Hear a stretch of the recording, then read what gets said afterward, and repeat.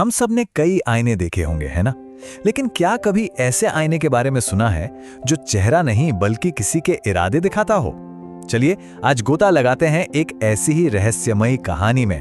जरा सोचिए, एक ऐसा आईना जो किसी के बाहरी रूप को भेद कर सीधे उसकी आत्मा में झांकता हो। मतलब वो ये नहीं दिखाता कि कोई दुनिया को क्या दिखाना चाहता है, बल्कि वो जो कोई असल में है, अंदर से। और बस यही है इस कहानी का असली जादू। तो चलिए सबसे पहले बात करते हैं उस अनोखे आईने की और उस राज की जिसने गांव वालों के दिलों में एक अजीब सा डर और कह सकते हैं जिज्ञासा दोनों पैदा कर रखी थी। गांव के बाहर एक पुरानी टूटी फूटी सी हवेली थी और उसके अंदर रखा था वो बहुत बड़ा सा आईना। अब गांव वालों का मानना था कि भाई ये कोई मामूली शीशा नहीं है। बातें होती थीं कि ये भविष्य दिखाता है, पर सिर्फ उसे जिसका दिल और इरादे एकदम साफ हों। और पता है, यही वजह थी कि लोग उस आईने के पास जाने से भी डरते थे। एक कहानी थी, पुरानी कहानी, कि सालों पहले एक आदमी ने हिम्मत दिखाई तो आईने ने उसे अंदर खींच लिया, हमेशा हमेशा के लिए। बस उसी दिन से किसी की हिम्मत नहीं हुई उस हवेली की तरफ देखने की भी। पर देखिए, हर कहानी में एक ऐसा किरदार तो होता ही है जो डर को चुनौती देता है ना? हमारी कहानी में वो था एक बहुत ही साधारण सा किसान। उसकी जिंदगी मुश्किलों से तो भरी थी, पर दिल में एक उम्मीद की रोशनी थी। तो मिलिए थुंग थुंग से एक बहुत ही गरीब किसान अपनी पत्नी और बच्चे से हरे बेइंतहा प्यार करता था, लेकिन उसके मन में ना हमेशा एक डर बैठा रहता था कि भाई अगर फसल खराब हो गई या उससे कुछ हो गया तो उसके परिवार का क्या होगा। और बस इसी फिक्र के बोझ तले दबकर वो कभी कभी शराब का सहारा ले लेता था। तो सवाल ये उठता है कि जब थुंग थुंग जैसा कोई, जिसके दिल में अपने परिवार के लिए इतना गहरा प्यार है पर साथ ही भविष्य का डर भी, जब वो उस रहस्यमयी आईने के सामने जाएगा तो क्या होगा? तो हुआ ये कि एक रात थोड़ी हिम्मत जुटाकर, शायद थोड़ी नशे की हालत में, थुंग थुंग उस हवेली में पहुंच ही गया और आईने के सामने खड़े होकर उसने दिल से सिर्फ एक ही दुआ मांगी। ये दुआ उसने अपने लिए नहीं मांगी थी, अपने परिवार के लिए थी। एक सच्ची, बिल्कुल निस्वार्थ प्रार्थना। और फिर आईने ने जवाब दिया। उसने थुंग थुंग का चेहरा नहीं दिखाया, जी नहीं, बल्कि आईने के अंदर हरे भरे खेत लहरा रहे थे, सुनहरी फसलें झूम रही थीं और कहीं दूर से उसके परिवार के खिलखिलाने की आवाजें आ रही थीं। ये उसकी पाक नियत का ही तो अक्स था।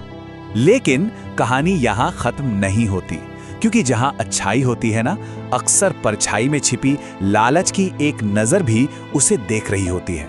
और बस यही नजर अब कहानी को एक नए खतरनाक मोड़ पर ले जाने वाली थी। हुआ ये कि उसी वक्त गांव का एक चोर भी वहीं कहीं छिपा हुआ था। उसने किसान को आईने के सामने कुछ कहते और फिर खुश होकर जाते देखा, लेकिन उसकी लालची आंखों ने इसका मतलब बिल्कुल गलत निकाला। उसे लगा, वाह, ये आईना तो मुंह मांगी दौलत देता है। और यहीं पर दोनों के इरादों के बीच का जमीन आसमान का फर्क साफ दिखता है। देखिए, एक तरफ था किसान जो बस अपनी मेहनत का फल मांग रहा था, और दूसरी तरफ था चोर जो बिना मेहनत किए दूसरों की दौलत छीन लेना चाहता था। कितना बड़ा फर्क है ना? तो लालच में अंधा होकर वो चोर आईने के सामने जा खड़ा हुआ और बड़े घमंड से अपनी इच्छा जाहिर की। उसका इरादा तो पूरी तरह से खुदगर्जी और दूसरों के नुकसान पर टिका था। तो इस बार आईने ने क्या दिखाया? कोई महल, कोई खजाना नहीं। आईने के अंदर वही चोर लोहे की सलाखों के पीछे कैद था। ये सिर्फ भविष्य नहीं था, नहीं, ये तो उसके कर्मों का नतीजा था जो उसकी बुरी नीयत में ही पहले से लिखा जा चुका था। ये देखकर तो चोर गुस्से से पागल ही हो गया।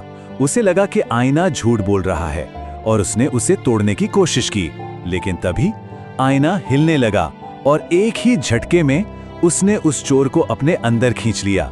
उसकी बुरी नियत ने ही उसका अंत कर दिया। तो इस कहानी का असली मतलब क्या है? क्या ये सिर्फ एक जादुई आईने की कहानी है? नहीं, ये कहानी है नियत और कर्म के उस गहरे रिश्ते की जो हमारी अपनी जिंदगी को आकार देता है। इस कहानी की सबसे बड़ी सीख पता है क्या है?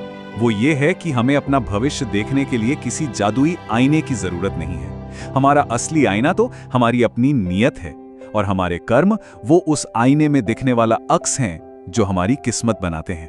तो ये कहानी ना एक बहुत सरल लेकिन गहरा सवाल पीछे छोड़ जाती है। अगर हर किसी की नीयत और कर्म ही उसका असली आईना है, तो फिर वो आईना क्या दिखा रहा है? ये एक ऐसा सवाल है जिसका जवाब हर किसी को अपने अंदर ही खोजना है।